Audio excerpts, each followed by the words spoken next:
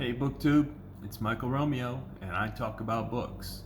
This time, it's the Thrilling Thrillers book tag, and I'm looking forward to this one. Love a good thriller.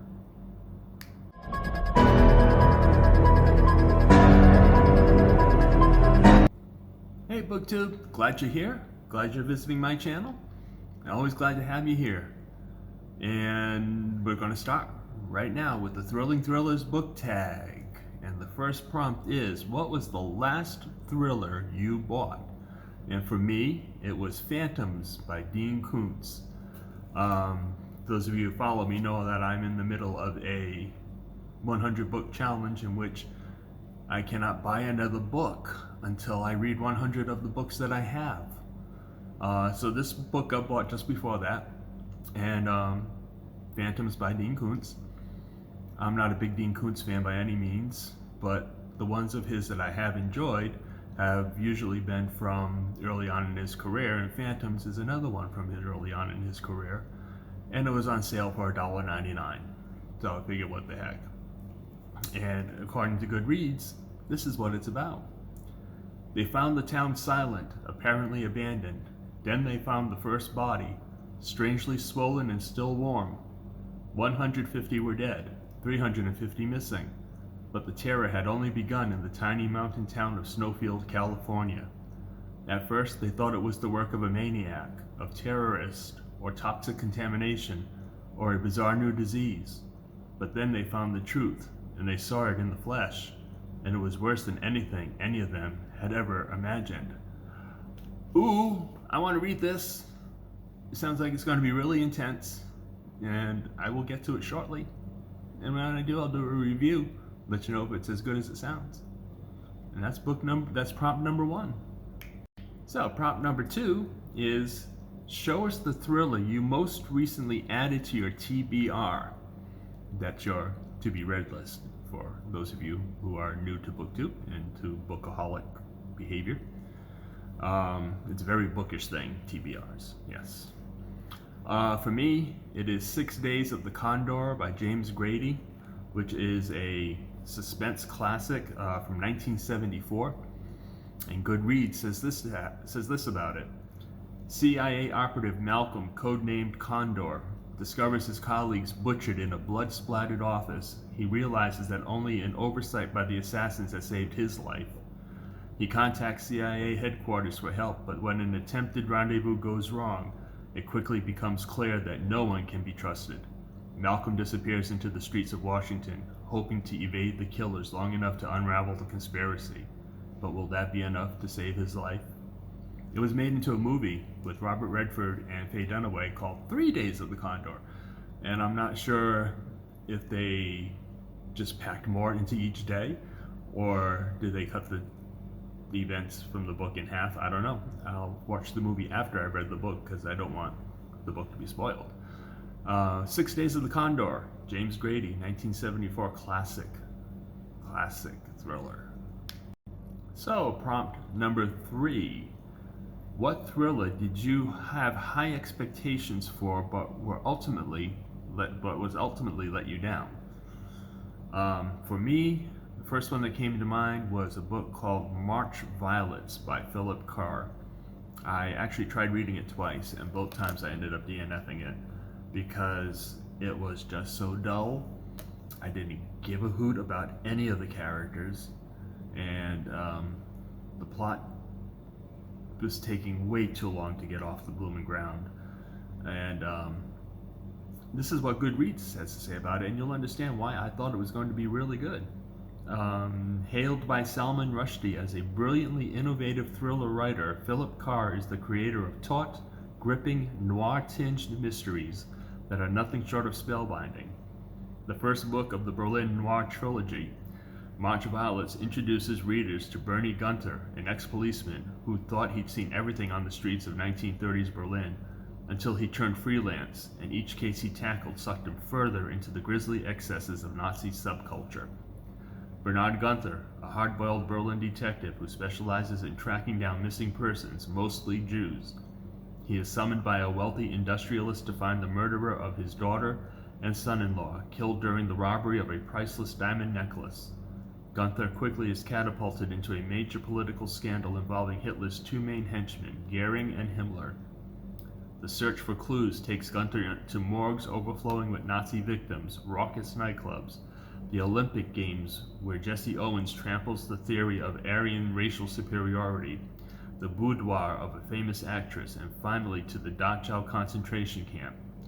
Fights with Gestapo agents, shootouts with adulterers, run-ins with a variety of criminals, and dead bodies in unexpected places keep readers guessing to the very end. Hard-hitting, fast-paced, and richly detailed, March Violets is noir writing at its blackest and best. From 1989, you can see why I thought it was going to be a good book. It actually sounds very, very good. But boy, I could just not get going with it both times when I tried reading it. And that was my biggest letdown when it comes to thrillers, I believe. The one that stands out the strongest anyway. So prompt number 4.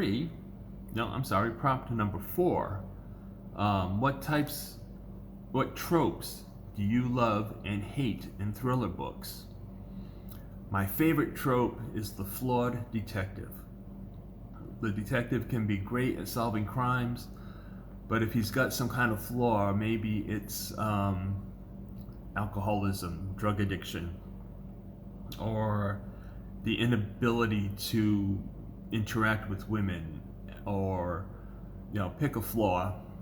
I like the fact that the detectives, unlike some in mystery literature, are they come across as perfect, like Hercule Poirot. I mean, the Agatha Christie books are fun, but Hercule Poirot was a little bit too perfect. I like my detectives to have something that trips them up, and actually can jeopardize the case. The trope that I hate it, is the stereotypical damsel in distress getting saved by the hunky hero. Just do not buy it. Most of the women I know are very strong women who will take a situation in hand and do their best to knock their way out of it, and will very often welcome a hunky hero, but will not depend on him. And it's just a trope that I just find totally unbelievable, and choose not to read. And number 5, recommend an underrated thriller. Okay, now about two prompts ago, I was talking about Phillip Carr, March Violets, and how much I hated it. Well, here's a Phillip Carr book that I loved when I read it. It was published in 1996, and it's a book called Esau. And this is what Goodreads has to say about it. In his most dazzling thriller to date, Phillip Carr spins a tale of high adventure in which science, politics, and human frailty combine to take us on a stunning foray into the nature of man. Clinging to the southeast face of Annapurna, the climber cuts another hard handhold. Suddenly everything goes still. Then the mountain roars, shaking loose its killing load, tumbling the climber before it. In an ice cave high in the Himalayas, a perfectly preserved skull is found. A fossil from a long-ago era. It is neither ape nor man. 300 miles away in the Punjab, Pakistan, and India rattle. Sorry, let me start that paragraph again. 300 miles away in the Punjab, Pakistan, and India rattle their nuclear arsenals, edging ever closer to catastrophe. And in a lab on the Berkeley campus, a paleoanthropologist learns that what she took to be a fossil find of the first order is in fact the scientific discovery of a lifetime, proof of an alternate line of hominid development, missing link, Yeti, new species, hairy man, call it what you will, call it Esau. This was a gripping book. It does get off to a slow start. Having read March Violets, that probably shouldn't have been a surprise. And when I was reading it, it was a case of, I'm going to give this book one more chapter. And that was the chapter that hooked me. That's when it took off. And when it took off, it became an absolute page turner. And I went like a house on fire through the rest of the book. twists and turns all along the way, and an ending that you couldn't predict if you tried.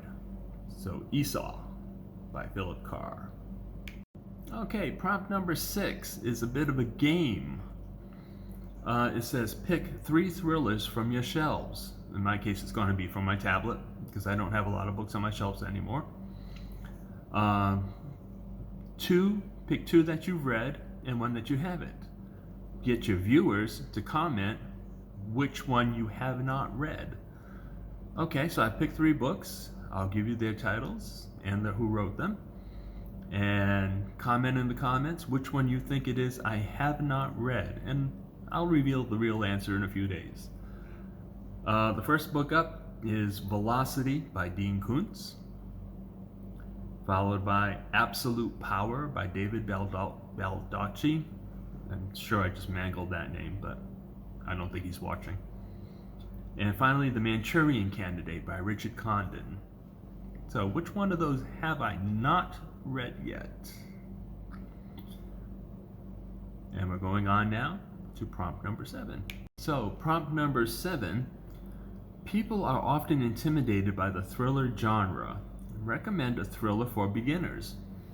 And I can't think of a better one to recommend than the book that got me hooked on thrillers back when I was, about 14 or 15 years old.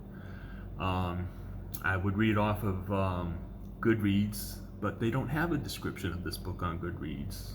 They have the book, but there's just no description. So I'll just have to give you my off-the-cuff memory from those many years ago.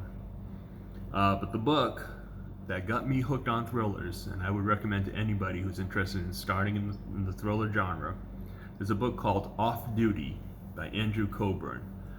It's not a very long book, and it's about a Boston police detective, I should say, who foils a bank robbery.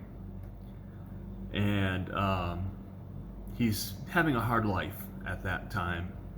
And when the news of the bank robbery is aired, it indicates that, yeah, they found the robbers, but they didn't find the money. Now, the people who financed the bank robbery and were behind it were not caught and want to know where their money is, and they know damn well that the money was with the guys that got arrested.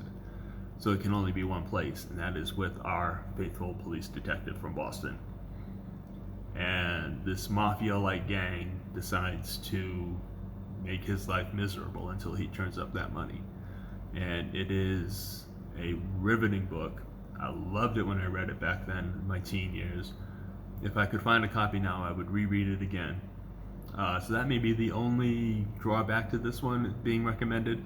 You'd have to find it somewhere like Thrift Books or some other, maybe eBay, because it's out of print and hard to find. But still, if you find a copy of it, it's a great book to start with. Prompt number 8 asks, what is your all-time favorite thriller? Now, the book I picked is probably not one that people would jump to as being a thriller, but that would be because they haven't read it. It is a thriller, despite how it's packaged and how it's marketed. It is a page-turning book. It is a hold-your-breath kind of book, and it has one of the most shocking endings I've ever come across. And that is a book by Walter Mosley, published in 2004, called The Man in My Basement. The book description on Goodreads is very short, but it says, hailed as a masterpiece, the finest work yet by an American novelist of the first rank, this is the mysterious story of a young black man who agrees to an unusual bargain to save the home that has belonged to his family for generations. Walter Mosley pierces long-hidden veins of justice and morality with startling insight into the deepest mysteries of human nature. Yeah, it doesn't quite sound like a thriller, does it? It's about as literary a thriller as you'll find. And like I said, once you start it, you can't put it down. It's a captivating, almost hypnotic read. and it will have you on the edge of your seat wondering what is going to happen next, what is going to be the next turn. And when you get to the end, and there's a sentence in the end of that book, within, I guess it's like the last couple of paragraphs, that haunts me to this day, because it was really just not what I was expecting, and it kind of sucker punches you. But that's The Man in My Basement by Walter Mosley. And then all that's left is tagging somebody, and I'll be honest, I've sat on this tag for a while because I've been very busy, and I'm not at all sure who has been tagged in this and who has done it, who hasn't done it. So I'm going to take the easy way out, and I'm going to say, if you're watching this and you want to do it, consider yourself officially tagged by me and have a blast. I mean, I love tags, and I love researching my answers to the prompts, and this was a fun one, because thrillers they're thrilling. They're thrilling. That's why they call them thrillers, right? That's it for now. As always, amor fati, love your fate, because life is good. And we'll see you. I've got 2 more tags to do, so I'm not sure if I'm going to get them all up by next Tag Tuesday, but I'm going to try. And if not, then you'll see them within a few weeks. But one of them is the Deja Vu tag, for the one about rereading. And the other one is the dog tag, books about dogs and having to do with my own dogs, whom I love. As a matter of fact, I've got a new shirt. It was my Father's Day present. It's got a Yorkie on it. And it's all about how they stalk you when you have your treats and your cooking. They're right there. Gotta love Yorkies. They're an amazing breed. So anyway, love y'all. See you again soon. Bye.